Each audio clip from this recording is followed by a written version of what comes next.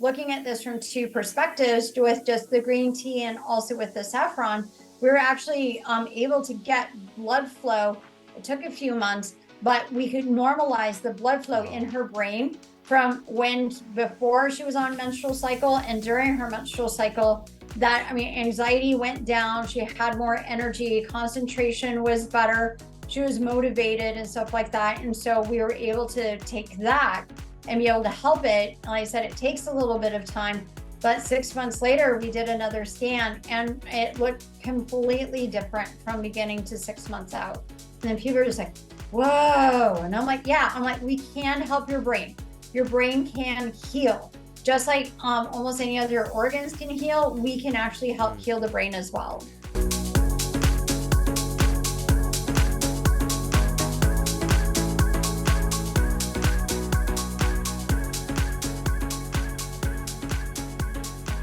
Welcome back, everybody, to another episode of the Healthy Habit Podcast. Today, we're talking with Dr. Jennifer Burns, naturopathic medical doctor, NMD, who's been in practice for over 15 years.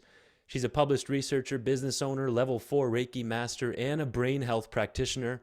Dr. Burns has contributed articles to newspapers and magazines and is a public speaker and medical expert witness, which is interesting. Our first medical expert witness on the program, that's for sure.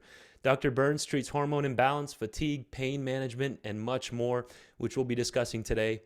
Some of her modalities include bioidentical hormone replacement therapy, which is BHRT for short, peptide therapy, and individualized dietary programs to help people become their best selves.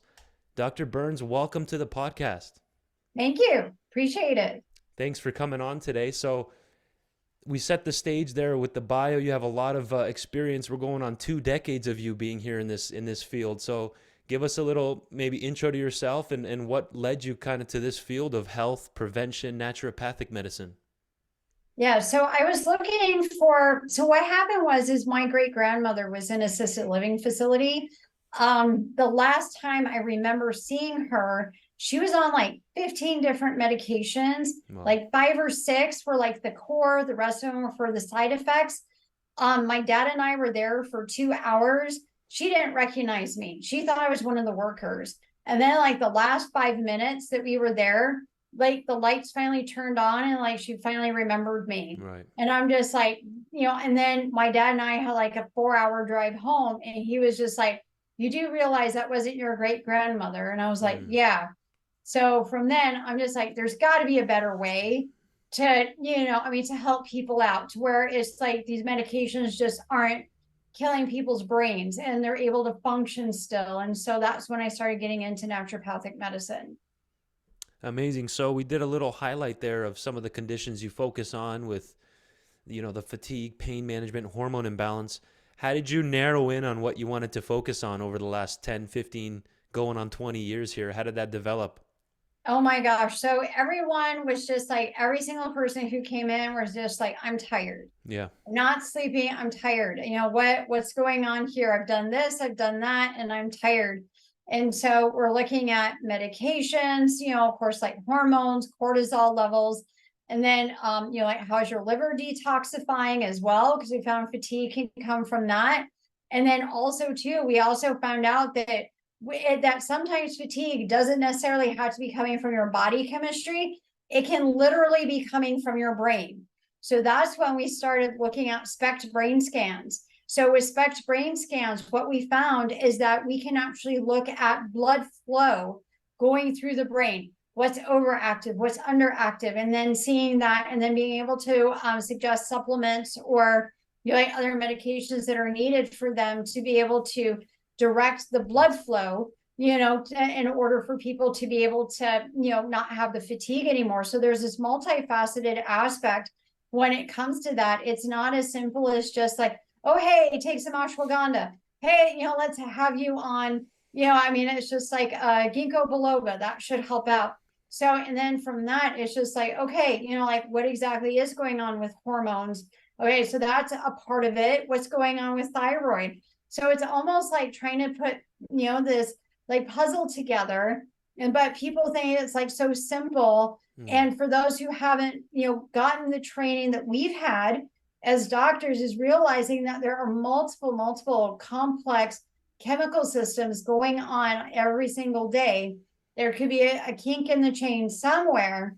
So it's just like, okay, so what's breaking down where?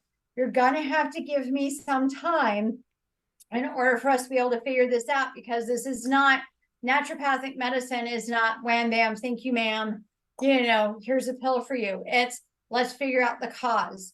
So you got to go through everything from head to toe to figure out what the cause is. And then I was just like, okay, I'm doing too much stuff at one time. So that's when I just decided to kind of like narrow it in, because there's just too many people with too much, 20s, people in their 20s or in their 30s saying, I'm tired. Yeah. That's not, shouldn't be normal.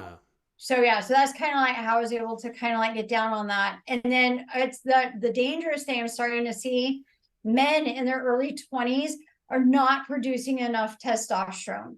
And so it's like, okay, so what's the cause and effect there? So we're finding it's a lot of the chemicals that are in our foods that are actually blocking their testosterone. So of course, it's the plastic water bottles, it's the pesticides, it's this and that. So it's also like re-educating young men and just saying, okay, this is how we can get your hormones up and running again, because your fatigue is actually coming from your body not making enough. And there's exterior, calls that are coming in that are preventing you from doing that. And so it's just very, very scary trend that we're seeing these days. As I mentioned in your bio there, you're a brain health practitioner. It's unique because you're the brain health practitioner plus the level 4 Reiki and a medical expert witness. So that's a unique background there. So I want to hear your thoughts on the brain, fatigue, and hormone imbalance. Those three, how that all works together, because that's not on many people's radar when it comes to fatigue. Yeah. What's going on with the brain there and the SPECT scans that you mentioned? Yeah. So basically what happens with these SPECT scans is we like to do one with people resting, and then we do another one with their brain concentrating.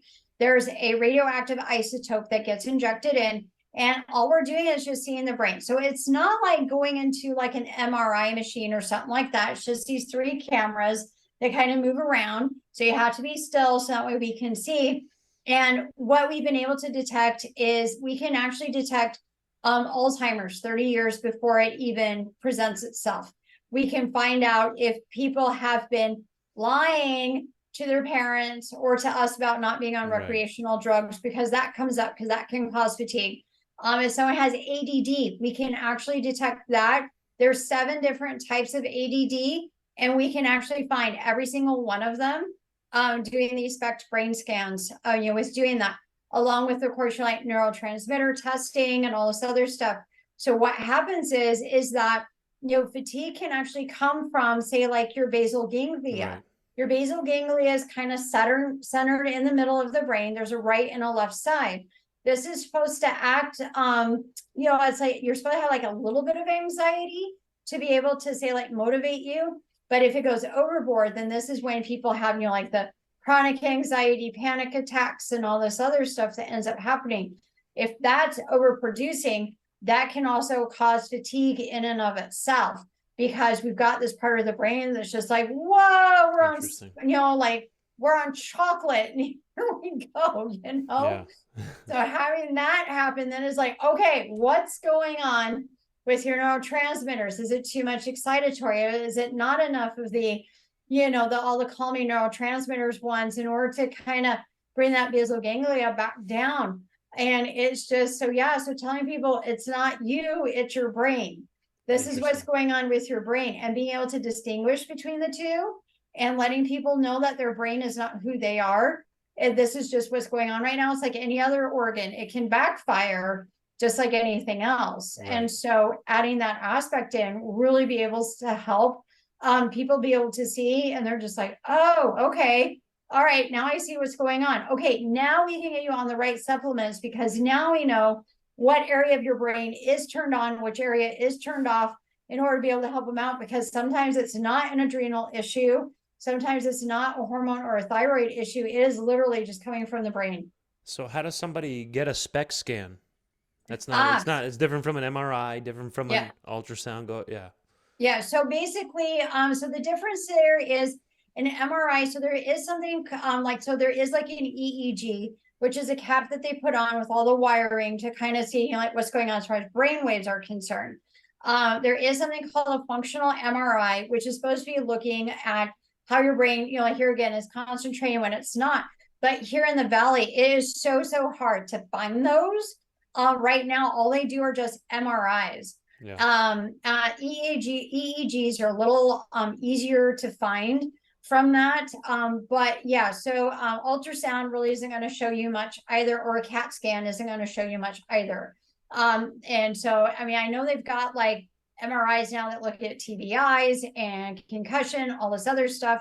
But what happens is that fortunately, the Amen Clinic is in town. They're the ones who have the SPECT brain scans. So what I do is they're cash pay only. So I go ahead and I write a script. They set up an appointment down at the Amen Clinic. Their tech over there is the one who does the scans, and then they come back to me, and then I go ahead and I read them.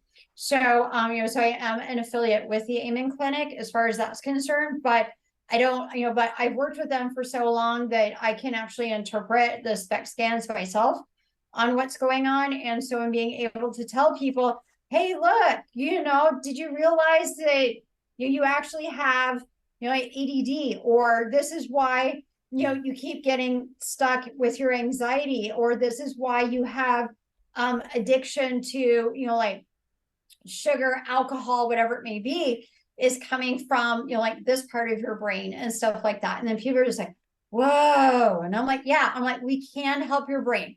Your brain can heal. Just like almost any other organs can heal, we can actually help heal the brain as well. What would be an example case study that's on top of your mind, or a recent one where you found a certain thing there, and what supplement to address that? How do you navigate choosing a supplement to help? Yeah, so it would definitely depend on what exactly shows up on the Yeah. brain scans. So for someone who is just like, like depressed all the time, memory was going, all this other stuff. So we do the SPECT brain scan. So what we found is that one, they didn't have enough dopamine going on, in order for motivation and stuff like that. So they're actually having dopamine resistance because, they're on their computer all the time, they're on their phone all the time, so which was causing that.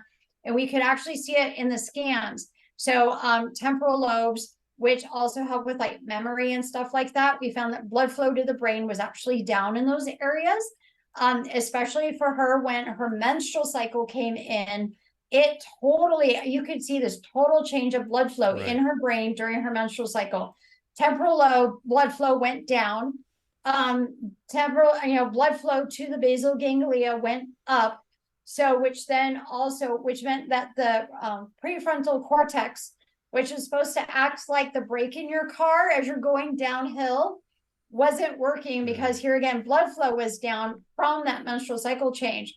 So what we did is, because of those two aspects from what we're seeing here, is we put her on green tea capsules, because one, it can help stimulate blood flow, but it also has L-theanine in it, so it calms the brain at the same time. So we didn't need to put her on any sort of like anti-anxiety, antidepressant medications. We also put her on saffron. Saffron is a natural SSRI, so it's a serotonin uptake. So in doing that, so with looking at this from two perspectives, with just the green tea and also with the saffron, we were actually able to get blood flow.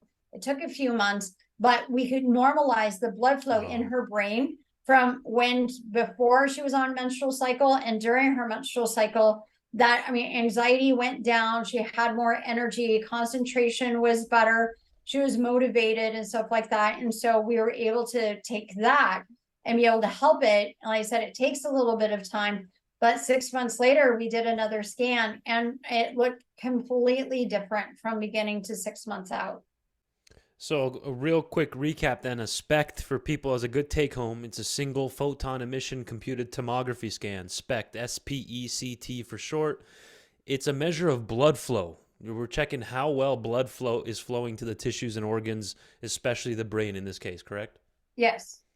Got it. That's amazing. And imagine if it's low, and over time you see it progressively, they get better blood flow to the brain with certain supplements and lifestyle strategies, and they feel better. Yeah. Yep, exactly. So, yep. there's even, like we also have them incorporate like different exercises too, to also help with blood flow to the brain as well, besides nutrition and supplements. And then also too, a lot of times we'll incorporate in, like some counseling, that we do with them. I also do some Reiki on them as well, just, kind of help out on the energy aspect of it too, because as you know, everyone mainly focuses on the physical and the psychological. The whole part of the spiritual and energy side also needs to be addressed. Huge. In order for people to truly, truly have the healing that they need. Spiritual isn't exactly religion, but we do know that we are energetic beings from all the research that's come out. What are your thoughts on something like meditation, and how would you incorporate Reiki in all this with improving brain health? So meditation is actually really good. They found that it can actually help rewire the brain in a good way. They actually have before and after EEGs before someone does meditation and afterwards. And they found that the brain changes totally different after they do that. Now, there are different forms of meditation that can be done. Some people can only meditate for a half hour. Some people do it for 2 hours. Right. So whether you're like a yoga enthusiast and you're doing it for 2 hours, or for someone who says, I don't have a lot of time, nothing's working for me. A lot of times, like just even trying to get into it with like different ways of breathing and stuff like that is actually a form of meditation. Sometimes I tell people, yes, Green Day or Metallica can actually be a form of meditation that they need, because sometimes, like just depending on where your stress level's at will actually depend upon, what's going on. And the neat thing is we actually have studies out showing that music can actually change the brain and actually get it to heal as well. Amazing.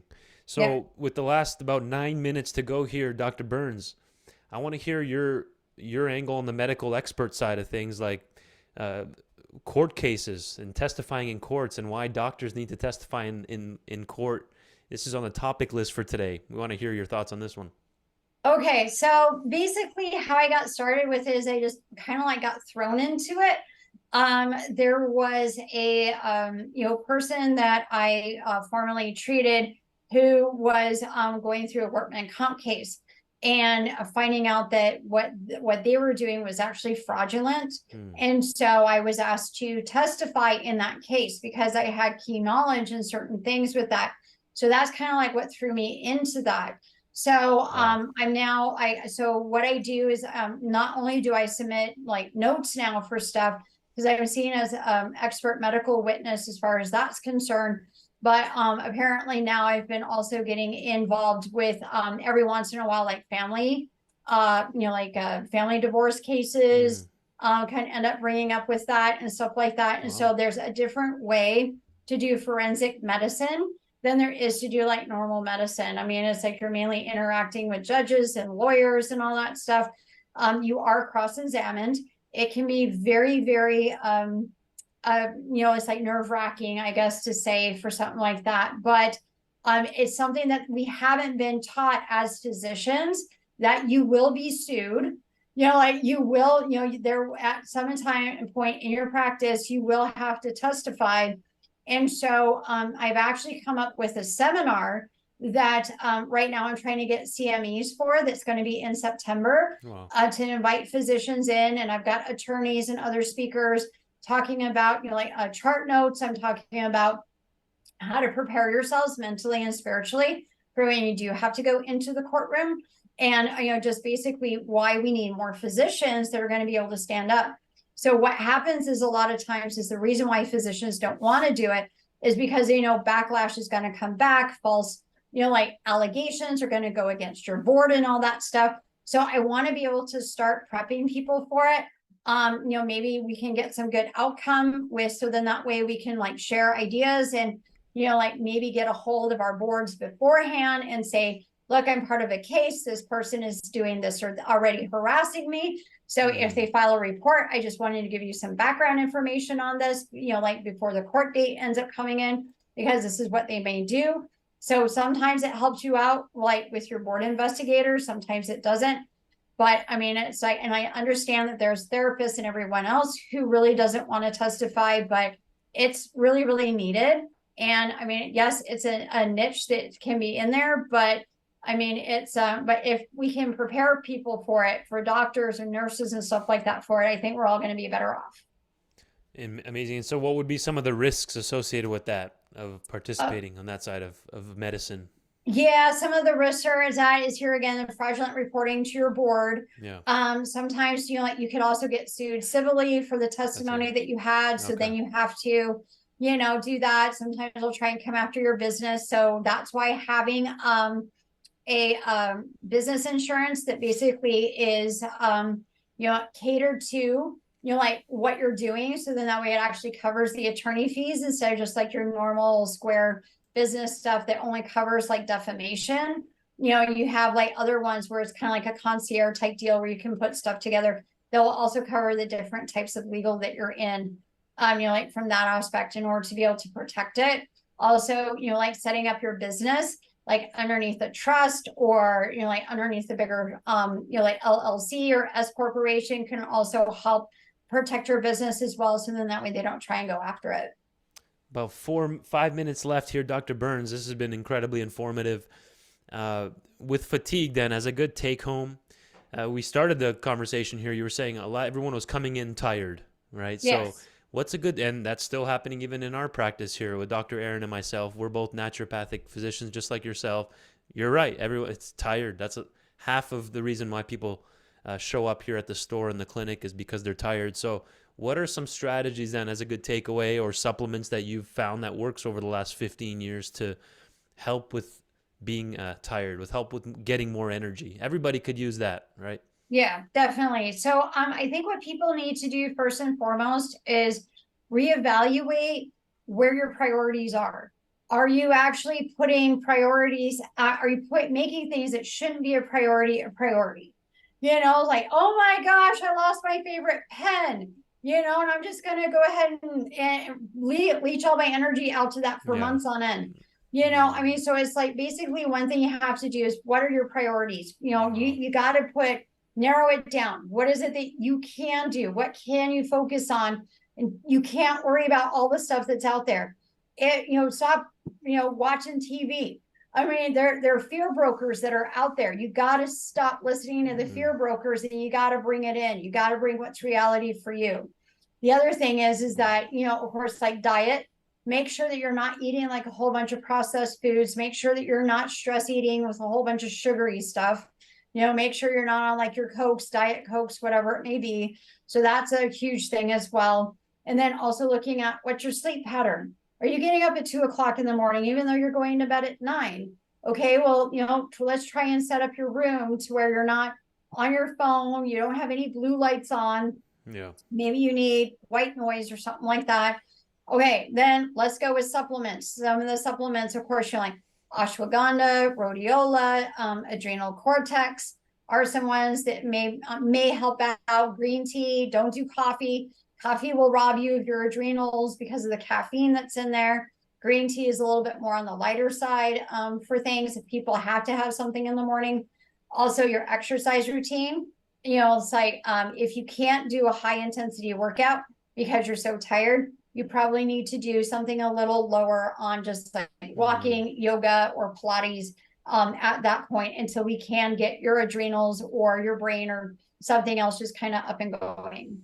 And what city are you practicing out of, Dr. Burns?